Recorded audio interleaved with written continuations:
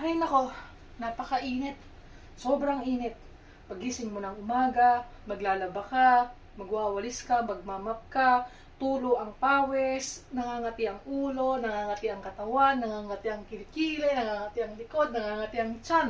Hindi mo alam kung saan ka kakamot habang nagwawalis kang gano'n. Grabe, tulo ng pawis, basang-basa din basang-basa. My goodness. Tapos, meron pa, yung nagwawalis ka gano'n, nagmamap ka gano'n. Oh, grabe, ang kate! Ang kati-kati! Hindi mo alam kung paano mo kukunin. Napasimple ka pang kakamot. Diyos ko, nakakahiya sa CCTV. Pinapanood ka ng employer. Baka sabihin niya, kutuhin ako. Sa bagay, hindi naman yata nila alam yung kuto. Kaso nga lang, hindi ko alam bakit ang kati-kati ng pawis. My goodness. Tapos yung pagpapaligo ko kay ama.